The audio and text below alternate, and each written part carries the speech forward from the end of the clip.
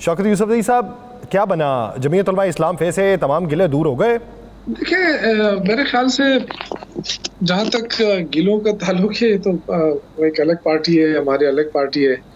और लेकिन चीज़ें काफ़ी हद तक पेशरफ्त हो चुकी है। जहाँ तक तहरीक चलाने की बात है इस हुकूमत के खिलाफ, उस पे काफ़ी पेशरफ्त हुई। अब जो छोटे मोटे निटी ग्रिटी चीज़ें रहती हैं वो उस पर डिस्कशन हो रही है और ईद के बाद चीज़ें बड़ी क्लियर हो जाएंगी। क्योंकि इस हुकूमत से तो सिर्फ ये नहीं कि लॉ एंड ऑर्डर नहीं संभाला जा रहा है, इस हुकूमत से कुछ भी नहीं संभाला जा रहा है। एक चीनी का वाक़या आपको याद होगा, जब हमारे दौर में कोई 4-5 रुपए 10 रुपए महंगी हुई थी तो बड़ा शोर मचा था कि जी शुगर माफिया बैठा हुआ है।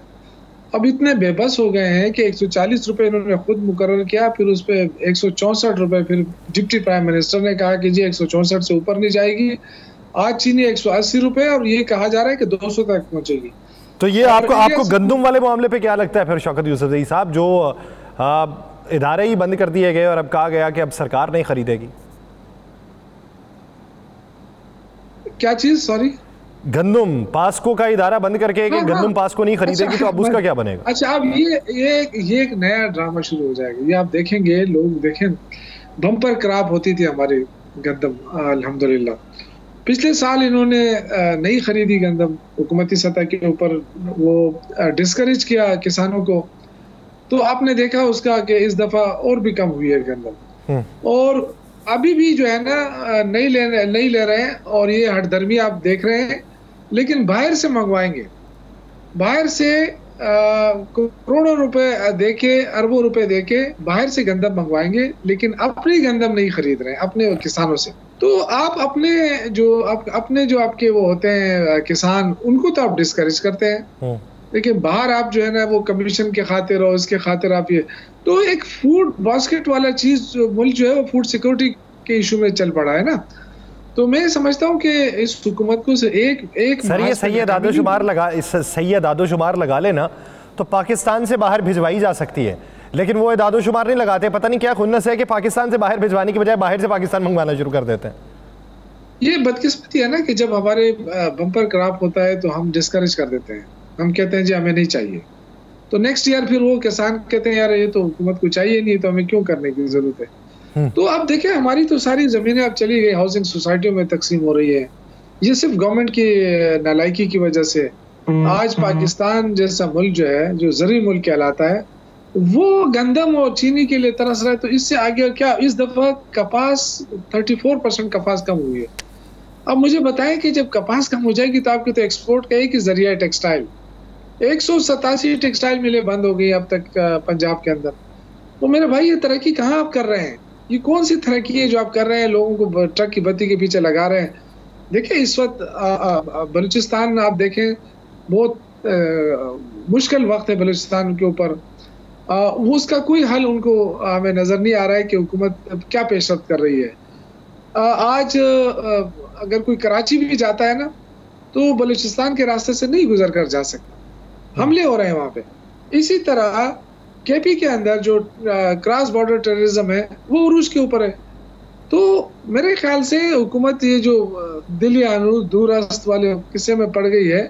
तो ये चीजें जो है ना, ये मुझे नहीं लगता कि आज वजीर दाखिला जो नया वजीर दाखिला है, उसने जो प्रेस कॉन्फ्रेंस की है, मैं ये सोच रहा था, मैं बैठा हुआ था शाम को, मैंने कहा देखूं ये क्या पॉलिसी दे रहे हैं कौम को और क्या दिलासा दे रहे हैं, क्योंकि हालात तो ठीक नहीं है। कि तारिक इंसाफ जो है वो शिरकत नहीं की है। ओ भाई साहब, तारिक इंसाफ ने शिरकत नहीं की है, ये ठीक है, लेकिन उसमें तो आपकी अपनी भी गलती है ना। तो आप उसको छोड़ें, आप बताएं कि आपने जो पॉलिसी, क्या पॉलिसी बनाई है। आप एक तरफ कहते हैं कि जी अफगानिस्तान के अंदर मुंतखब हुकूमत नहीं है, हम उनसे क्या बात करें। तो पाकिस्तान में कौन सी मुंतखब हुकूमत है? यहाँ भी तो जबरदस्ती से बनाई गई है। तो अगर आपने बातचीत नहीं करनी है तो वो भी पॉलिसी बता दें अपनी। कौम ये नहीं पूछ रही आपसे कि हम ये करेंगे वो करेंगे। भाई आप करके दिखाएं, आप करना क्या चाहते हैं। आप तारिक इंसाफ को ऑन बोर्ड नहीं लेना चाहते तो आप अकेले क्या करना चाहते हैं? आप अपना तो प्रोग्राम बता दें। लेकिन पूरी प्रेस कॉन्फ्रेंस इस बात पे थी कि ये मोहब्बी वतन लोग नहीं है, पीटीआई वाले जो है ये मुल्क दुश्मनों के साथ मिले हुए हैं तो भाई शाबाश, नवाज शरीफ भी तो नहीं आया ना इस इजलास में। किसी में ये जरूरत हुई कि वो पूछते कि नवाज शरीफ क्यों नहीं आया? अभी अगर उनसे कहा कि जी मरी पहुंच जाए तो मरी पहुंच जाएंगे। उनको लगाया हुआ है उसके ऊपर, हेरिटेज और ये कल्चर की चीजों के ऊपर लगाया कि आप अपनी जिंदगी इसमें आप गुजारें। जो अहम इश्यूज है उससे हटा दिया है उनको। तो मेरे ख्याल से चीजें अच्छी तरफ नहीं जा रही हैं। ये नालायकी, हुकूमत की नालायकी जो है ये मुल्क को डुबो रही है बहुत। अच्छा, एक चीज़ शौकत यूसुफज़ई साहब बताइए कि सूबे के मामलात कैसे चल रहे हैं? अली अमीन गंडापुर साहब कहते हैं कि अगर हमारा हिस्सा ना दिया तो मैं सरकारी तौर पे एहतजाज करूँगा, लेकिन दूसरी तरफ तलाल चौधरी साहब कहते हैं कि IMF ने जो 800 अरब KP को दिया है वो कहाँ खर्च किया, आप ये बताएं। तो ये चपकलिश, ये धींगा मुश्ती, ये रस्साकशी कब तक चलती हुई दिखाई देती? देखिए, ये तो तलाल चौधरी तो बेखबर इंसान है, उसको क्या पता कि क्या है। इधर देखें, एक तरफ दहशतगर्दी हो रही है, माजरत चाहता हूँ सर, मैंने IMF का लफ्ज़ इस्तेमाल किया। NFC अवार्ड की मद में उन्होंने 800 की बात की। वो उस पे आता हूँ मैं, NFC पे आता हूँ मैं। वही पूछ रहा था कि NFC पे तो आप हमें दे ही नहीं रहे। देखिए, NFC का जहां तक ताल्लुक है, पुराना NFC अवार्ड एक्सपायर हो चुका है और 2019 के बाद जो है फाटा जो है वो खैबर पख्तूनख्वा का हिस्सा बन चुका है। उस जो पुराना NFC है अवार्ड है, उसके अंदर फाटा को कुछ नहीं मिल रहा, क्योंकि फाटा की आबादी अब शामिल हो गई है। 54-55 लाख की आबादी है खैबर पख्तूनख्वा के साथ। अब खैबर पख्तूनख्वा की आबादी बढ़ चुकी है तो उसका शेयर भी बढ़ गया है, लेकिन वो नहीं मिल रहा। एक तो ये ज्यादती हो रही है, दूसरी ज्यादती ये हो रही है कि CCI की मीटिंग नहीं बुलाई जा रही। तो जब CCI की मीटिंग नहीं बुलाएंगे आप, तो जो कॉमन इंटरेस्ट है उस पर कैसे बात होगी? ये कहाँ से इश्यूज रिजॉल्व होंगे? और जो सबसे इम्पोर्टेंट चीज़ है कि जो खैबर पख्तूनख्वा का जो शेयर है NHP का, नेट हाइडल प्रॉफिट का जो मुनाफा है वो 2000 अरब तक पहुंच गया है, वो वफाक नहीं दे रहा। ऐसे हालात में वहां से बैठ के हम पे ये तंज किया जा रहा है कि ये पुलिस को मजबूत नहीं कर रहे हैं, ये पुलिस को कुछ दे नहीं रहे हैं, जबकि अभी रिसेंटली 5 अरब रुपए की मंजूरी दी है पुलिस के लिए अलग, अली अमीन गंडापुर साहब ने अपने AKT से। तो हुकूमत जो है कम से कम ये ताने न दे कि आपने फलां पैसा कहाँ खर्च किया फलां। तो भाई साहब, आप हमें 1% दहशतगर्दी के मद में जो पैसा मिलता था हमें, आपको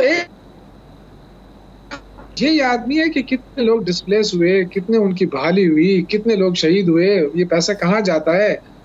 ये आपने तो आपको कभी तौफीक हुई कि आपने पूछा कि भाई आपके पास पैसा कम पड़ गया तो आप और ले लें, लेकिन दहशतगर्दी के खिलाफ जंग जारी रखें। अच्छा, एक आखिरी सवाल शौकत यूसुफज़ई साहब, गंडापुर साहब भी बात कर रहे हैं, बेशतर उमर और रहनुमाओं ने भी बातें की। वो कहते हैं पार्टी के अंदर टांगें खींची जा रही हैं, पाँव खींचे जा रहे हैं। ये बातें मजीद तकवीयत क्यों इख्तियार करती जा रही हैं? ये बदकिस्मती है। मैं तो यही कहूँगा कि जो इस वक्त लीडरशिप है हमारी, वो कंट्रोल नहीं रख रही है पार्टी के ऊपर, जबकि होना चाहिए मेरे ख्याल से। जब इमरान खान ने आपको वो दिया हुआ है, इख्तियार दिया हुआ है, आपको ओहदे दिए हैं, तो हर बात पे आप जो है ना, बस मेरे ख्याल से ये तरीका ठीक नहीं है। तो पार्टी को स्ट्रांग बुनियादों पे खड़ा करना चाहिए और पार्टी के अंदर डिसिप्लिन जो है वो इंट्रोड्यूस कराना चाहिए। और ये नहीं कि सिर्फ इमरान खान हर चीज़ पे एक्शन ले।